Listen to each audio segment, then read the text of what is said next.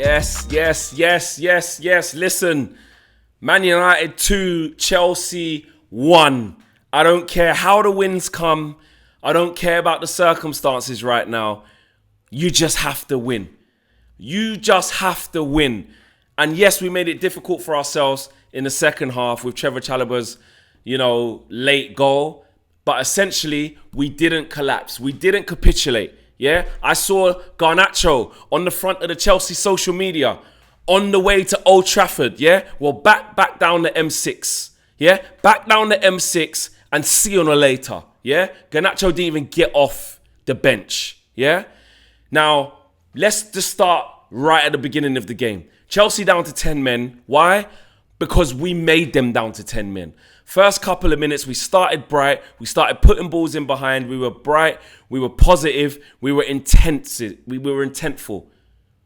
We played with purpose. And that divvy, Sanchez, comes out and cleans out Mbumo. Yeah? Perfect. Perfect start to the game. Perfect start to the game. But guess what? You still have to go and do the damage.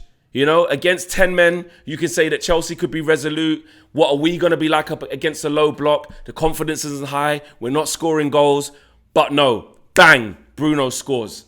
Bruno scores. We're playing on the front foot. We keep the ball moving well. We keep recycling the ball. We keep putting Chelsea under pressure. And we get that all-important first goal, which was, listen, that's what the automated offside is there for. At the end of the day, we had to get the first goal. We had to open up the floodgates. And then when it was 1-0, you're saying, I know it's cliche. Go and kill the game. Go and get the second. Go and get the second. And Casemiro does just that. And in that moment, up until 2-0, we were absolutely fine. We were using the ball well. We were making good decisions on the ball. Yes, Seshko may have had limited touches, etc. But we're playing the game in the right way. We're playing the game in the right way. In a game that's big, by the way. We have to win. Do you know what I'm saying? We have to. The manager's been talking about, he's waiting for that moment where Sir Alex got it, of that one result that starts to change things. I don't know if this is that. Park that. But the only way to find out, the only way to start something is by winning a game, because we're back to the zero. We haven't won back-to-back games. The clock reset back to zero because we got spanked against City. So I don't care how the win comes. You're 2-0 up. You're in complete control of the game. Now the Casemiro situation changes everything. It changed everything. Now, do I feel like that was a red card offence, i.e. a second yellow in Casemiro's case? Probably not. I don't think that really meets the threshold for a second yellow. The unwritten rule, and I say unwritten because it's who knows what it really is these days.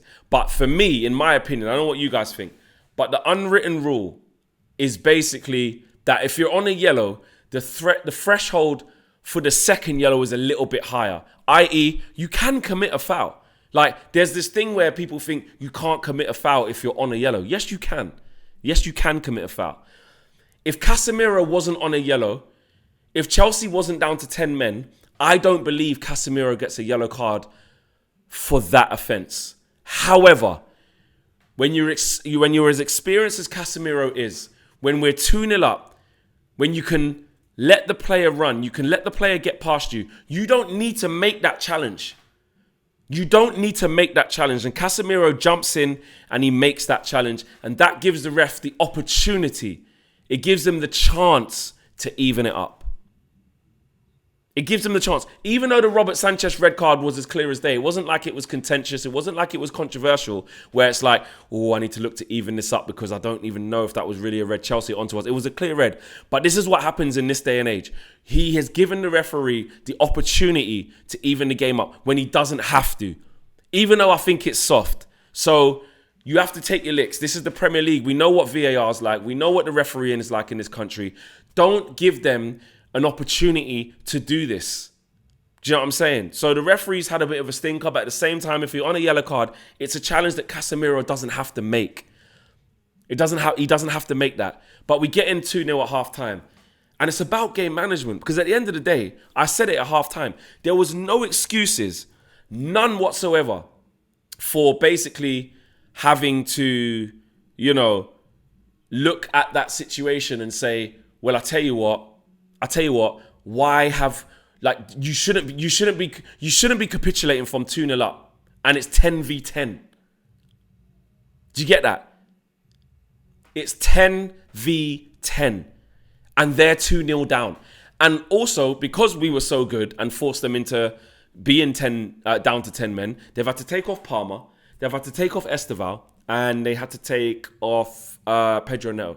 So that's 3 top attacking players that Chelsea have had to take off, versus us, where we've got Cunha to bring on, we've got Xerxes to bring on. I know he didn't get off the bench. You've got Kobbie Mainoo to bring on, you've got Mason Mount to bring on, and we're 2-0 up. So for me, there shouldn't be any discrepancies about getting a result. There shouldn't. But in true Man United fashion, we still made it difficult for ourselves. Because second half was about game management, but at the same time, we didn't keep the ball well enough. We didn't put the Chelsea goalkeeper under any siege. I don't think we had any shots on target. In the second half until Bruno had the shot in anger after Trevor Chalobah already scored. Like, that wasn't good enough. Like, what a good team does in that moment is say, it's fine, we're 2-0 up, it's 10v10, we go again. The same way when it was 11v11, we stuck it on them. Like, you go for it again. But we do have a 2-0 lead, a 2-0 cushion to kind of sit back on and see the game out and game management. Now, Bayern didn't have to make a save. Now, the goal was the goal. But other than that, Chelsea wasn't under siege. They wasn't having loads of the ball in terms of they're peppering us and this, that, and the other. We did manage that pretty well. But that all-important goal for Chelsea did come. And then you're thinking, right, are you pricks going to fucking capitulate? Are you going to capitulate? But they didn't. They didn't capitulate. And look, can you look at the problem that you've got? Can you look at that win and say, bang, the season starts now. You go to the G-Tech. I tell you what, we're looking good. This, that. It wasn't that type of win. It should have been more comfortable than it was. Similar to Burnley. Like, I know that was 11v11, but the chances we had in the first game, the game should have been out of sight. With Chelsea being down to 10 men and us being 2-0 up, that should go on to be 3s and 4s, and you have a comfortable evening. There's loads of rotation. You bring on the subs. It's a nice, comfortable evening for everybody. But in true Man United fashion, we didn't allow that to happen. So, listen, I just hope it's something we can build off. The clock always restarts. We haven't won back-to-back games. So when we got slapped by City, the clock restarts back to 0 again. So now we're back to 1 game. Can you go to Brentford away next week and win? That's the challenge. And then if you can do that, can you start to build a little bit of momentum at home to Sunderland? Time will tell. I don't know. I don't necessarily need to talk about that because at the end of the day, this wasn't the type of win that fills you with the confidence to take into that. However, it's Chelsea. The narratives were there. You know, Cole Palmer, Caicedo, Garnacho off the bench. All of these things were there, but we didn't allow that to materialise, and that we deserve credit for. We didn't allow Chelsea to get into a groove. We started strong. Bang, you're down to 10 men. And then, most importantly, we punished them. That is something that I wasn't confident on. They're down to 10 men. Can we punish them? Not by getting 1, but by getting 2 goals. And effectively, that's what's won us the game. So us being in a good period at the moment when we had the numerical advantage is what's seen us over the line. It's as simple as that. De Ligt, he was good. He was strong.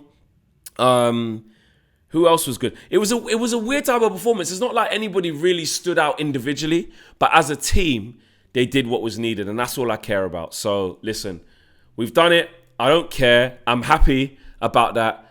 Roll on Brentford. Can we get back-to-back wins? That's all I'm not even looking at. I don't even know where that puts us in the table. I don't care. Can we get wins? Big up to each and every single one of you. Smash a like on the video. Subscribe to the channel if you are new. My lighting's a bit mad. I apologize, but I had to get this to you. I had to get this to you lot, yeah? All right, big up. I'm out of here. Take care. Peace.